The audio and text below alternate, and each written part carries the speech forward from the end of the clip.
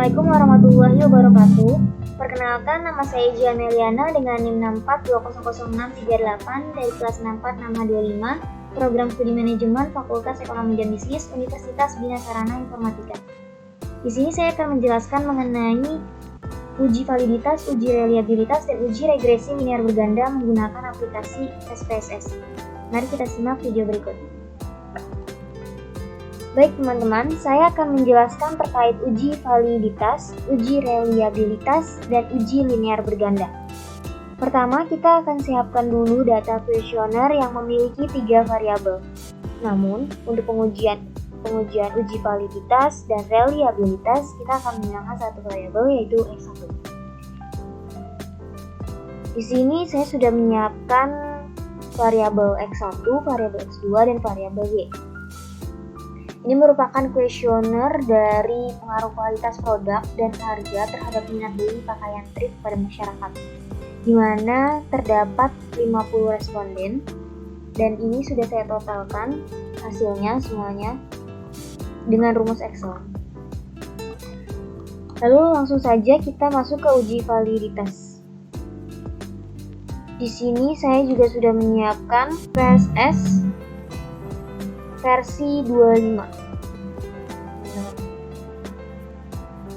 Langsung saja, untuk uji validitas adalah uji yang digunakan untuk menunjukkan sejauh mana alat ukur yang digunakan dalam suatu mengukur apa yang diukur. Menurut Ghazali 2009 menyatakan bahwa uji validitas digunakan untuk mengukur sah atau valid tidaknya suatu kuesioner.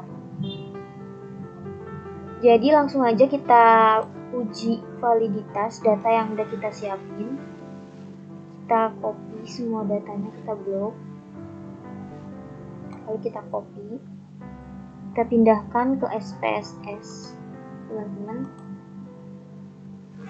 Tinggal klik aja Ctrl V.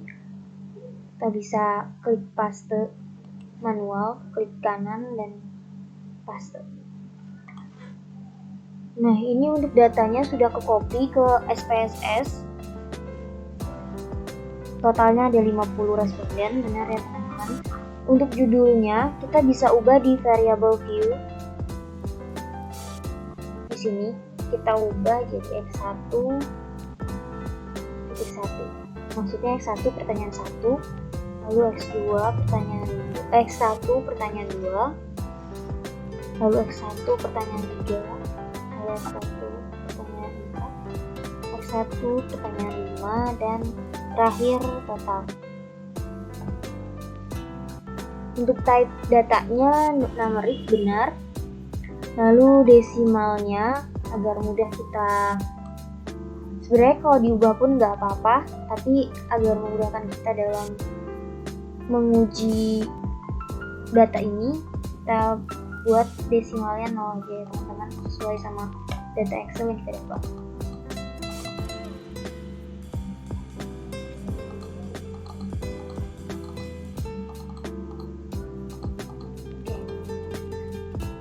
Values-nya known semua, isinya known semua, kolom sama. Lalu untuk measure-nya kita ubah ke ordinal semuanya. Oke, tinggal kita lihat hasilnya di data view. Nah, ini untuk hasilnya sudah rapi. Lalu untuk mulai menguji validitas, kita mulai dengan klik analyze, lalu ke correlate, lalu ke bivariate, dan kita copy semua, pindahkan ke kotak variables seperti ini. Lalu kita cek exclude pairwise-nya dicenteng, lalu continue, first step, personnya di checklist, total di klik dan pastikan yang flag significant correlation-nya di checklist. Habis itu kita klik OK.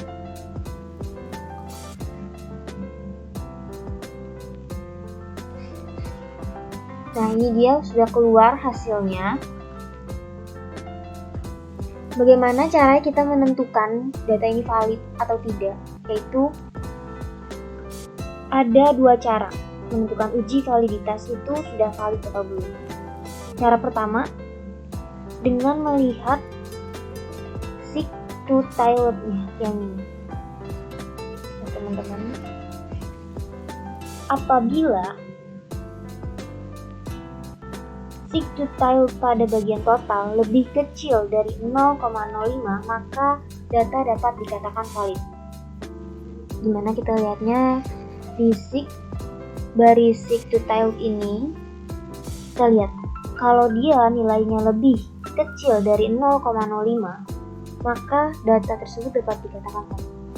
Kita lihat teman-teman dari data ini, X1 pertanyaan 1, data hasilnya 0,000, dimana itu berarti di bawah lebih kecil dari 0,05, maka data X1 pertanyaan 1 ini valid. Lalu yang kedua juga sama, hasil 0,000 yang artinya di bawah 0,05, maka data ini dikatakan valid. Dan yang ketiga pun sama, 0,000, keempat juga 0,00, dan yang kelima juga 0,00. Maka data kita ini dapat dikatakan valid melalui uji seek to tilde. Lalu cara kedua yaitu dengan melihat berdasarkan R hitung dan R tabelnya. Kita bandingkan apabila R hitung itu dilihat dari total ini teman-teman. Total yang ini, present correlation-nya, baris present correlation, bagian total, kita bisa bilang ini adalah R hitung. Lalu kita bandingkan dengan R tabel. R tabel itu, ini di sini juga saya sudah siapkan R tabelnya. Karena kita pakai seek 0,05 to tilde ya teman-teman, jangan lupa. Dan di sini kita ada 50 responden, maka N-nya ada 50 dan R tabelnya itu nilainya 0,273. Maka kita bandingkan dengan hasil dari uji validitas tadi, dimana tadi untuk R tabelnya nilainya 0,273, maka di sini kita lihat pada present correlation totalnya ada 0,600. Cara kedua untuk menentukannya yaitu kita bandingkan apabila R hitung lebih besar dari R tabel, maka dapat dikatakan valid. R tabel yang tadi saya dapatkan untuk 50 responden itu 0,273 dan hasil di sini 0,600. Itu artinya data X1.1 ini valid. Lalu yang kedua lebih sama, 0,865 itu lebih besar dari 0,273, maka data ini dapat dikatakan valid. Dan data yang ketiga juga 0,892 ini merupakan data yang valid karena lebih besar dari 0,273. Sama begitu juga pada X1.4 0,871 dan X1.5 0,707, dimana itu artinya, dan untuk total pun sama, hasilnya 1. Dimana itu artinya pada data ini hasil R hitungnya lebih besar dari R tabel yang dimana R tabelnya adalah 0,273, maka data ini dapat kita katakan valid. Oke, saya rasa untuk uji validitas cukup. Kita akan lanjutkan ke uji reliabilitas. Baik teman-teman, selanjutnya kita lanjut ke uji reliabilitas. Sebelumnya kita balik dulu ke data yang tadi ya, ke sini. Uji reliabilitas merupakan suatu pengukuran yang menunjukkan konsisten atau tidaknya jawaban terhadap butir pertanyaan dalam kuesioner. Diambil dari Sujarwani 2015 halaman 192. Rumus yang sering digunakan untuk uji reliabilitas adalah Alpha-Kronberg, Sperman-Brown, Christoph, Engel, dan Rowan. Uji reliabilitas dapat dilakukan secara bersama-sama terhadap seluruh butir pertanyaan. Jika nilai Cronbach's alpha lebih besar dari 0,6 atau 6%, maka dinyatakan reliable. Sebaliknya, jika nilai Cronbach's alpha kurang dari 0,6 atau di bawah 6%, maka dinyatakan tidak reliable. Oke, teman-teman, lanjut aja kita uji ke reliabilitas. Kita masih gunakan data yang tadi, lalu kita ke analyze, lalu klik scale, reliability analyze. Kita pindahkan semua kecuali yang total. Yang total jangan dimasukkan. Jadi semuanya dimasukin kecuali yang total. Lalu kita klik statistik.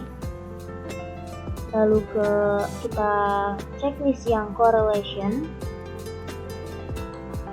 Lalu covariances ini, lalu kita checklist lagi scale if items deleted. Sisanya dibiarin aja ya teman-teman. Lalu klik continue. Modelnya alpha ya teman-teman ya. Kita pakai model alpha. Lalu kita klik OK. Nah, setelah ini, ini dia hasil dari uji reliabilitas data yang tadi. Nah, apakah data ini reliable atau tidak? Kita lihat dari Cronbach's alpha. Cronbach's alpha kita di 0,844. Mengacu pada Sujarweni 2014, hasil Cronbach's alpha dikatakan reliable apabila Cronbach's alpha lebih besar dari 0,6 atau di atas 6%. Maka dapat kita katakan bahwa data kita di atas dari 0,6 karena hasilnya 0,844. Oleh karena itu, untuk Cronbach's alpha 0,844 pada data yang kita uji ini merupakan data yang reliable. Itu untuk hasil dari uji reliability pada data yang sedang kita uji dengan 50 responden. Oke teman-teman, kita lanjut ke uji analisis regresi linear berganda. Konsep dasar uji analisis regresi berganda. Analisis regresi berganda itu bertujuan untuk mengetahui ada atau tidaknya pengaruh dua atau lebih variabel bebas X terhadap variabel terikat Y. Kita akan melakukan uji T dan F. Uji T bertujuan untuk mengetahui ada atau tidaknya pengaruh parsial atau pengaruh tersendiri masing-masing yang diberikan variabel bebas X terhadap variabel terikat Y. Lalu uji F, kita juga akan melakukan uji F, yaitu bertujuan untuk mengetahui ada atau tidaknya pengaruh simultan atau bersama-sama yang diberikan variabel bebas X terhadap variabel terikat Y. Dan nanti juga akan ada hasil koefisien determinasi berfungsi untuk mengetahui berapa persen pengaruh yang diberikan variabel X secara simultan terhadap variabel Y. Oke teman-teman, kita langsung aja ke praktik untuk uji analisis regresi linear berganda. Di sini kita masih pakai data yang sama, namun kita pakai data totalnya dari 3 variabel. Total dari variabel X1, total dari variabel X2 dan variabel Y.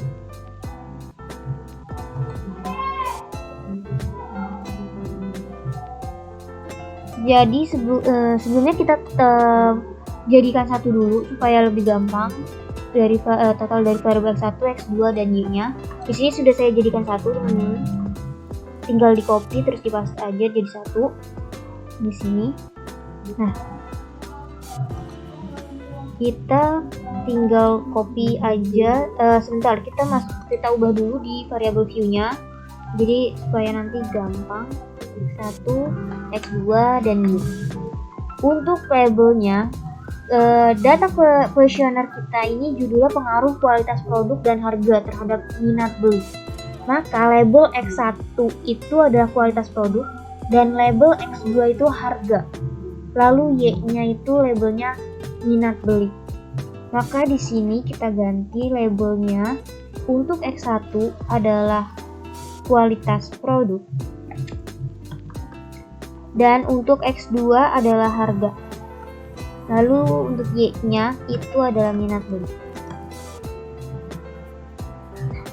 Untuk measure-nya kita ganti ke scale. Lalu kita balik ke data view.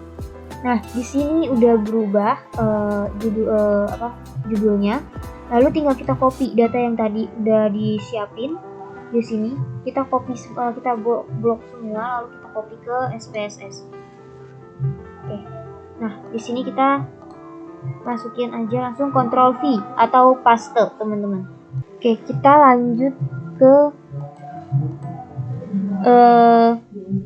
setelah data ini kita pindahkan ke SPSS. Sebelumnya kita buat dulu hipotesisnya ya, teman-teman. Di sini saya udah buat untuk hipotesisnya. Dari 3 variabel ini kita ambil rumusan hipotesisnya, teman-teman. Jadi untuk hipotesis di sini saya ada 3 hipotesis. Untuk hipotesis pertama, terdapat pengaruh kualitas produk X1 terhadap minat beli Y. Lalu hipotesis kedua, terdapat pengaruh harga X2 terhadap minat beli Y. Hipotesis 1 dan hipotesis 2 merupakan bersifat parsial. Lalu untuk hipotesis 3, terdapat pengaruh kualitas produk X1 dan harga X2 secara simultan terhadap minat beli Y. Di sini kelihatan untuk hipotesis 3 bersifat simultan. Oke. Kita langsung aja masuk ke pengujian ini analisis linear berganda. Kita masuk ke klik analyze, lalu regression, lalu pilih linear, lalu pilih linear. Untuk Y kita masukkan ke tabel independent, dan untuk X1 dan X2 kita masukkan ke tabel independent. Oke, kita klik OK aja. Nah, di sini udah kelihatan hasilnya. Hasil dari uji analisis linear berganda. Di sini kita tinggal analisis dan membaca hasilnya sesuai dengan data tadi. Sini sudah saya rangkum, teman-teman, agar lebih mudah. Dasar pengambilan keputusan uji T, jika nilai signifikannya lebih kecil dari 0,05 atau T hitungnya lebih besar dari T tabel, maka terdapat pengaruh variabel X terhadap variabel Y. Jika nilai signifikannya lebih besar dari 0,05 atau T hitungnya lebih kecil dari T tabel, maka tidak terdapat pengaruh variabel X terhadap variabel Y. Untuk mencari T tabel, rumusnya yaitu T dalam kurung A dibagi 2 titik koma N dikurang K dikurang 1. Di sini langsung saja masukkan angkanya. Untuk A-nya di sini kita pakai tingkat kepercayaan 95% atau A 0,05. A-nya 0,05 dibagi 2. Jadi 0,025.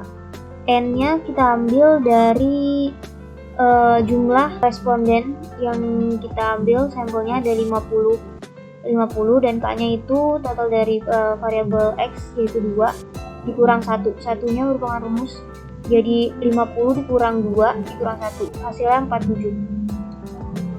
0,025,47. Nah, untuk dapat hasilnya kita lihat ke T tabel. T tabel 0,025,47. 0,025 di baris 47. Ini ya. Hasilnya 2,01174.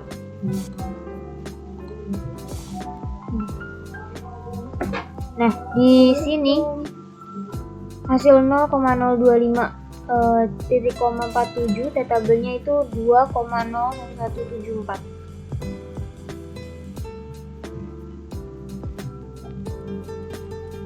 Nah, untuk uji F, pengambilan keputusannya yaitu jika nilai signifikan lebih kecil dari 0,05 atau F hitungnya lebih besar dari F tabel, maka terdapat pengaruh variabel X secara simultan terhadap variabel Y. Yang kedua, jika nilai signifikannya lebih besar dari 0,05 atau F hitungnya lebih kecil dari F tabel, maka tidak terdapat pengaruh variabel X secara simultan terhadap variabel Y. Untuk menghitung F tabel, rumusnya itu F dalam kurung K titik koma N dikurang K. Untuk N yaitu jumlah responden yang kita ambil, K-nya merupakan jumlah variabel X yaitu 2 dan N-nya 50 dikurang 2, maka hasilnya 2,48. Untuk ngecek ini kita harus cek ke F tabel. Di sini udah saya siapin F tabel 2,48 ya. 2 baris ke 48. Ada hasil 3,19. Maka kita masukkan di sini 3,19 hasil tabelnya. Nah, pengujian hipotesis H1 dan H2 dengan uji T. Kita bisa lihat di coefficients, tabel coefficients di sini.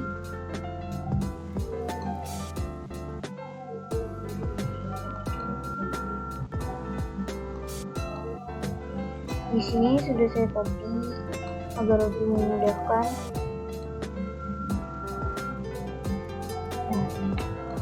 Tabel coefficients-nya sama yang sudah saya rangkum di sini.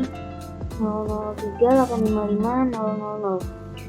Untuk hipotesis pertama H1, diketahui nilai signifikannya itu untuk pengaruh X1 terhadap Y adalah sebesar 0,855. Ini ya teman-teman, 0,855 untuk X1 nya lebih besar dari 0,05 dan nilai T hitungnya 0,184. Ini untuk T hitungnya yang X1 itu 0,184. Ini lebih kecil dari T tabel, yaitu T tabelnya tadi 2,01174 ini. Sehingga dapat disimpulkan bahwa H1 atau hipotesis pertama ditolak, yang berarti tidak terdapat pengaruh antara X1 terhadap Y. Lalu untuk pengujian hipotesis kedua atau H2, diketahui nilai signifikan untuk pengaruh X2 terhadap Y adalah sebesar 0,00. Dari sini sama ya, di sini juga 0,00. Lebih kecil dari 0,05 dan nilai T hitungnya 5,945. Ini sama dengan yang di sini, 5,945. Lebih besar dari T tabel yang kita punya di sini 2,01174. Sehingga dapat disimpulkan bahwa H2 diterima, yang berarti terdapat pengaruh X2 terhadap Y. Seperti berpatokan pada dasar pengujian yang ada di uji T ini. Lalu kita lanjut ke pengujian hipotesis atau H3 dengan uji F. Ini saya ambil dari data ANOVA yang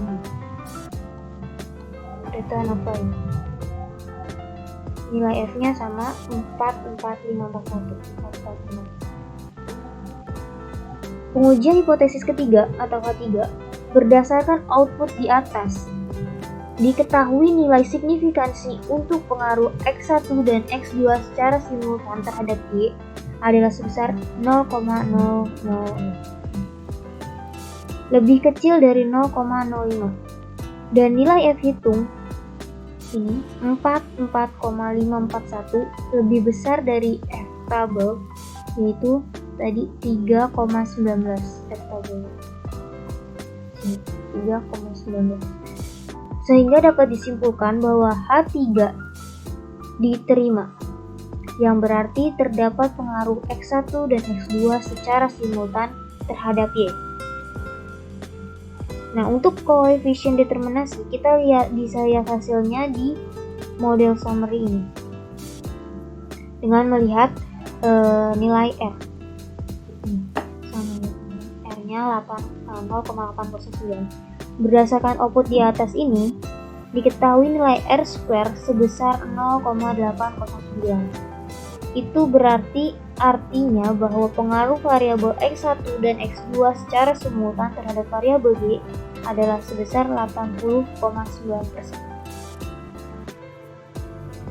Itu artinya dapat kita simpulkan dari ketiga hipotesis ini, hipotesis 1, hipotesis 2, hipotesis 3, pada hipotesis pertama itu ditolak.